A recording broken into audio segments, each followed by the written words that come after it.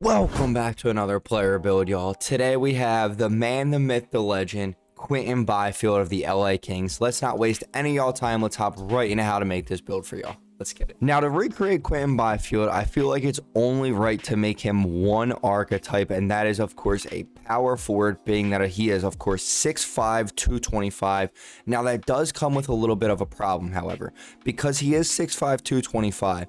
If we were to make him his actual height and weight, the highest speed we would be able to get him is 87.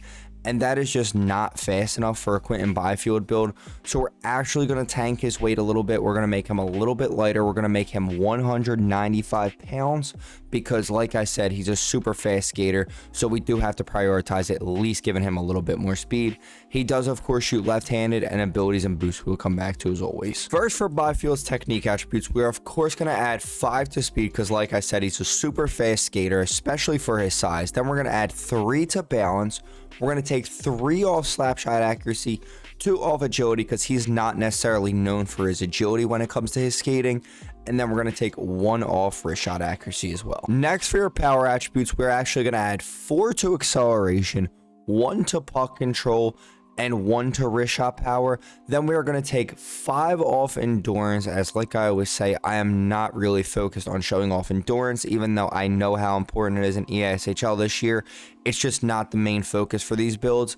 Then we're going to take 1 off slap shot power as well. After that, for your playstyle attributes, of course, we're going to add 5 to passing because Quinton Byfield is a phenomenal playmaker. We're going to add 3 to body checking, as of course at 6'5", 225, he of course can lay the body. Then we're going to add 1 to defensive awareness. We're going to take 5 off stick checking because he is a decent defender, but stick checking is just not the most important attribute. So if they're not really specifically good at stick checking or stick lifting, I'm going to tank that attribute most of the time as well. Then for Byfield's tenacity attributes, we're going to add 5 to strength, 3 to hand-eye, then take 5 off both shot blocking and your durability. And finally, for Byfield's tactics attributes, we're going to add 5 to deking. We're only going to add 3 to faceoffs, even though he is of course a center. His faceoff percentage is just not justifiable to give him 90 faceoffs. He's barely really broke 50% faceoffs in his career, so I just can't give him that 90 and justify it. So we're going to also take 3 off discipline then, and 1 off fighting skill as well. Now, going back to abilities, for Quinton Byfield's zone ability, you could of course give him a few different ones. You could probably give him unstoppable force. You could give him crease crasher maybe, but I honestly decided to go with big rig.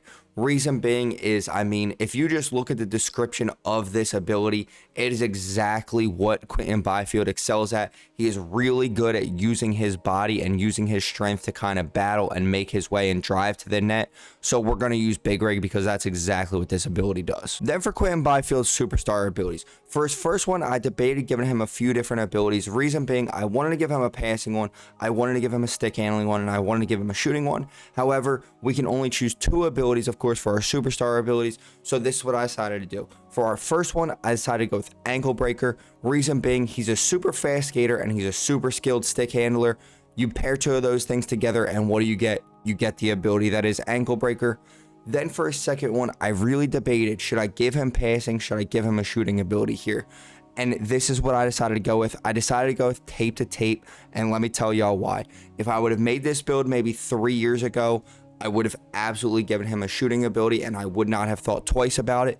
But being the past few seasons, his point production and a lot of his points have come from that playmaking and that passing and kind of in the assist category.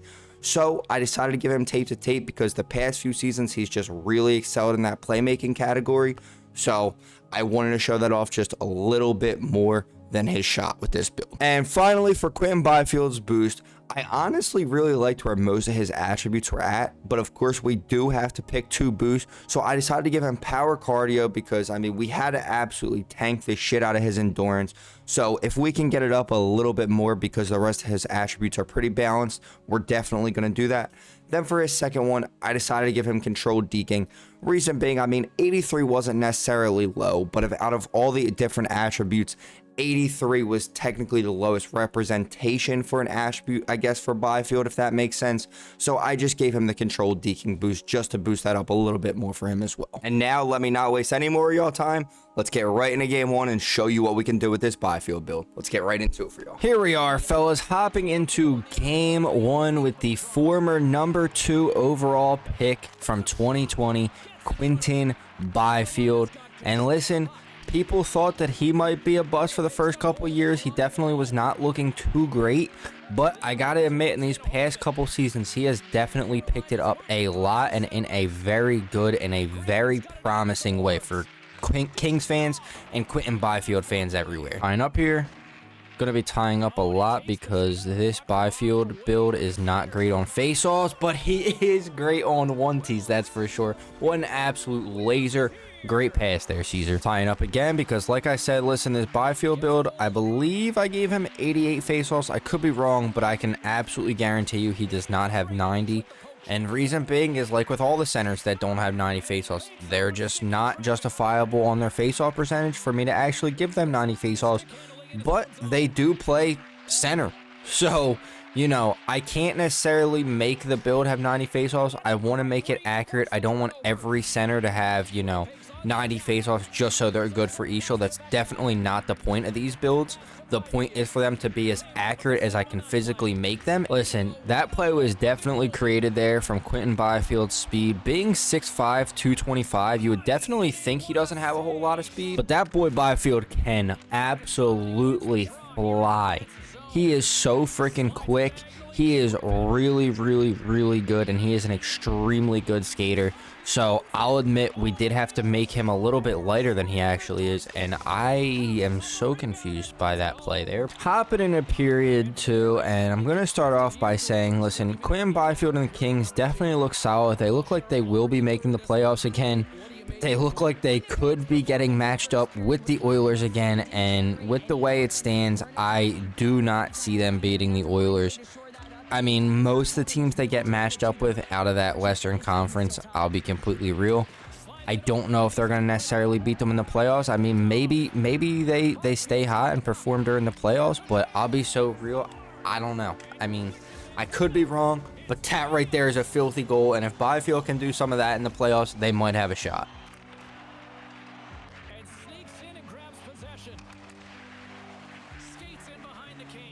Bang!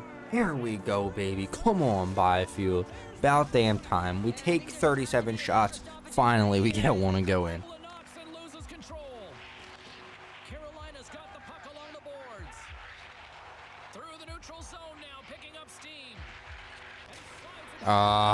That's me. That's me. I gotta step out on that more.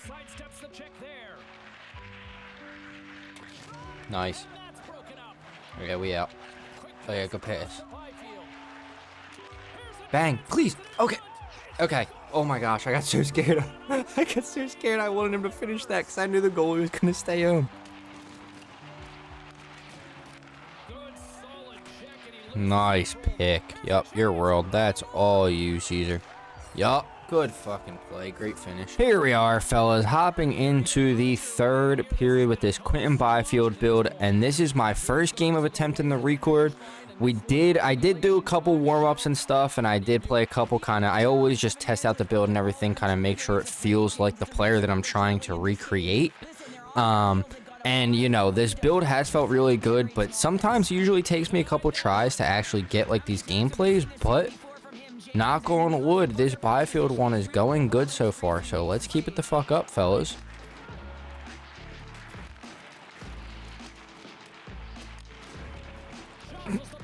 Nice. Bang. Okay. Okay, Maddie, I guess. Oh. Tell me how you really feel, dude.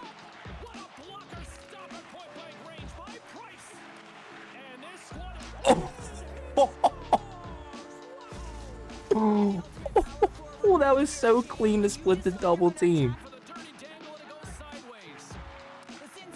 Come on, let's do it to him. Oh, damn.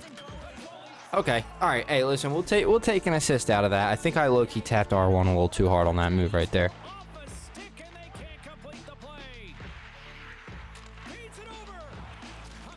There it is. Oh, fuck. I'm trying, Jason. I'm trying to get you one. Take that. Yep. No. No. Damn. Come on. Get him. Oh, fuck. Couldn't catch him. Absolutely phenomenal first game from this Byfield build. As you see, we had 5 goals, 1 assist, 6 out of our 7 points. And I'll admit, I was definitely playing a little bit selfish and shooting the puck a lot this game. So let's hop right into game 2 and let's be a little bit more of a playmaker. Let's facilitate a little bit more, but let's also get some more goals. Let's hop right into game 2 for y'all. Let's get it. Here we are, fellas, hopping into game 2 with this Quinton Byfield build.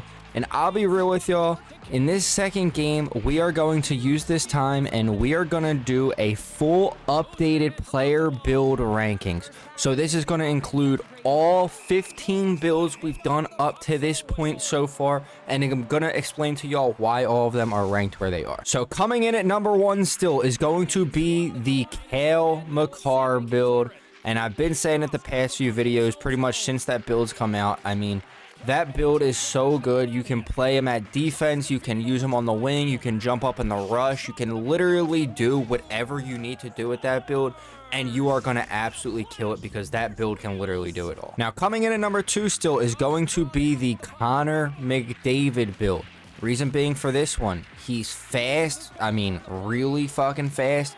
Second fastest you can be now besides the new wheels preset build that came out. And not only that, I mean, you know, it's a Connor McDavid build, so we just had to make that build absolutely filthy. I hit some of my nastiest clips of the year on that build. And coming in at number 3, rounding off the podium, is going to be the Matvei Michkov build.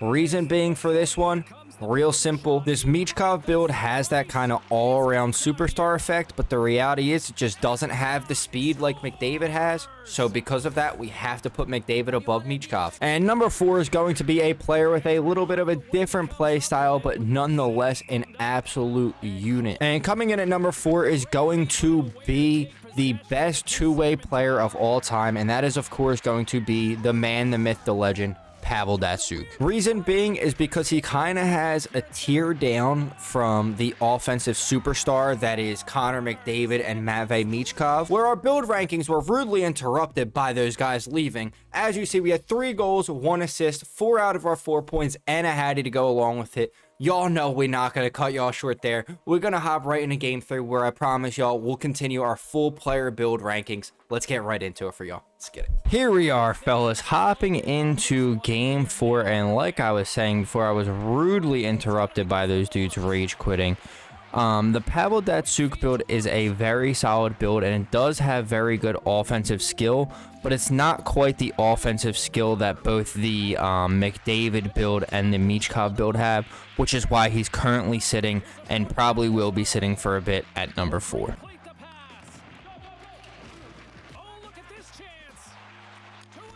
Bang, let's go. What a play from Byfield. Beautiful reverse hit to set that one up. And coming in at number 5 still is going to be the Nathan MacKinnon build. And like I said before, the main reason that this one falls as far as it does, if it wasn't for this simple fact, then it would be a lot higher than it is. And it's the simple fact that it does not have 90 faceoffs. Being a center build and not having 90 faceoffs is such a killer right now. So I just couldn't put McKinnon any higher than that, which is why he's sitting at number 5. Now coming in at number 6 is going to be the Clayton Keller build. And the reason being is, like, if we were doing kind of a tier list, the top 5 would probably be like in a tier of their own, like A tier or S tier. And then this is kind of where we would drop down to that next tier with that Clayton Keller build. And the reason being is it has kind of the all-around superstar potential. It's just not as good as the McDavid build or the McKinnon build or the Michkov build. And reason being, it's just not as fast, not as offensively skilled. It's good, it's just not as good, and that's why he's sitting at number 6. And now coming in at number 7 is going to be the build that we are currently rocking, the Quinton Byfield build. And the reason being for this one is I actually am really enjoying this build. This build has actually been super solid in pretty much every game that I've used it in. But the main thing it's lacking is that 90 face-offs, and like I said, that is such a killer for a center build. Up in the period 2, and continuing what I was saying about this Quinton Byfield build, it is really good. It just doesn't quite have the shot. It is a really good playmaker, and you can of course hold the people off the puck really well, but it's just not up there. It's not at the tier of Michkov. It's not at the tier of McKinnon. It's not at the tier of Makar, Michkov, all that. And next, coming in at number 8 is going to be kind of the flip side and the reverse of the Byfield build, which is going to be the Sidney Crosby build. And what I mean by that is he does really kind of have the offensive potential. He does have the offensive all-around kind of superstar. He does have 90 face-off, but what he doesn't have is speed. The Crosby build is not very fast at all. So with that, we just couldn't put him higher than number 8 in my opinion, because speed is such a killer, especially in threes where we use most of these builds. Bang, what a move from Byfield, man. Coming in at number 9 is going to be the Kirill Kaprizov build. Reason being is, honestly, this may have just been kind of a me thing, but I said it in the video too with the Kaprizov build is, I don't know if I just sucked with that build, but I just struggled to really like kind of play well. Like, it took me a while to get gameplays and all on that build. It took me a while to just play well with that build, and I don't know why. It definitely was partially a me thing, but most of these builds I can play well on, so when there is a build that I can't necessarily play well on, I do kind of drop it down on the leaderboards a little bit. Let's go. What a play. What a beautiful finish there from Tanner. Set up absolutely perfectly from Ryan. And now coming in at number 10, our second rookie on the list, and of course that is Macklin Celebrini. Reason being with this one, I mean, he is good. He's kind of like a mix of Byfield and of Crosby, just a little bit faster and not as offensively skilled, but also not as kind of big to be able to hold people off the puck. Then coming in at number 11, this is kind of where we probably would drop down another tier, I'd say, like kind of for our tier list if we were doing it this way. And this would be the Leon Draisaitl build, and you will see that a reason a lot of these builds down here are lacking is because these builds are kind of like really one-dimensional kind of in this bottom 5, and I will explain why as we go through each and every one of them. So coming in at number 11 is going to be Leon Draisaitl, and I mean, he's a big sniper and he holds people off the puck. And that's really what this build does. It excels at the 1T. It excels at just shooting in general, the wrist shot, the snapshot, all that. But aside from his size, he's not super quick. He just really can't do a whole lot aside from that shot and just using his size to hold people off the puck. Coming in at number 12 is going to be the William Nylander build. Reason being for this one is it's like the Draisaitl build, just kind of without the size. I mean, it has a little bit more speed, has a little bit more offensive kind of all-around offensive skill, but it's still just one-dimensional in the term that he has like a really good shot. He can play make a little bit, but he's just not up to the extent that the other builds are, not at all. Hopping into period 3 and continuing our list, of course, and coming in at number 13 is going to be the Quinn Hughes build. And I mean, honestly, I probably could have made this Quinn Hughes build a little bit better, but for a D-man too, he is just also just a little bit short. He does have the speed to make up for it for sure, but that short stick does kind of kill you sometimes in those 2-on-1s and stuff with the Quinn Hughes build. But also, the thing that really is one-dimensional about the Quinn Hughes build is that oh my gosh. So the thing that was one-dimensional about the Quinn Hughes build, though, before I got absolutely freaking robbed and robbed again, because I can't hit a wide open net apparently, is that the Quinn Hughes build just like kind of really like uses his skating, and that's mostly the extent of kind of what he does. Breakout passes, and I'm talking about the build here. I'm not talking about specifically Quinn Hughes the player. I just want to make that more than clear, is that obviously, you know, sometimes these builds are good, but, you know, obviously when we rank them, we have to make one of them number one, and one of them's going to have to be at the bottom as well. So, you know, Quinn Hughes is just unfortunately towards the bottom, and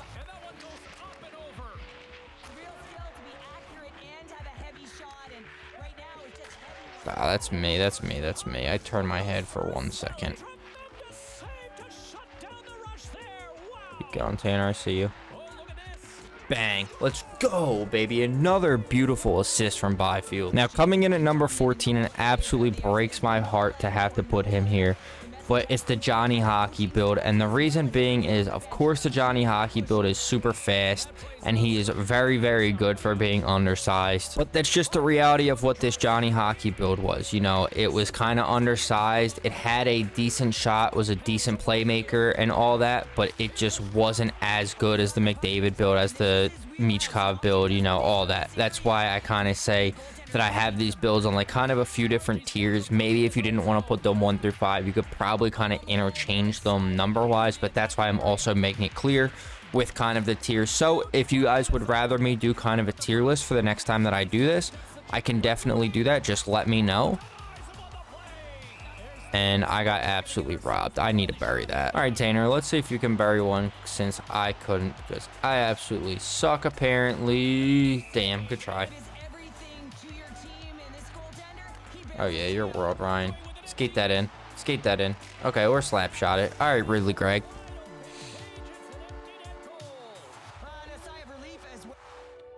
Yep. They gone. I guess we might as well just wrap it up. Number 15, gonna be the Austin Matthews build. Reason being, he's pretty slow, that build, and he's really one-dimensional. The thing he really, really relies on is his shot. And I mean, with EASHL and stuff, especially if you're playing against a human goalie, I mean, it's kind of RNG sometimes as to if the puck is going to go in or not. Absolutely incredible third game from the boys again. As you see, we had 2 goals, 4 assists, 6 out of our 7 points on this Byfield build in game 3. Like I said, it did not take me a whole lot of attempts to get these recordings done. So this Byfield build is super, super solid. And if you are a Quinton Byfield fan, you are definitely going to want to try this build out, because I promise you, he is a unique type of player, and this is a unique type of build. So with that being said, if you did enjoy, please feel free to drop a like, comment any other players you want to see me recreate in ESHL down below, and sub with notice on so you don't miss your favorite players in the future. I greatly appreciate you boys watching. Hope to see you in the next one. Peace out, y'all.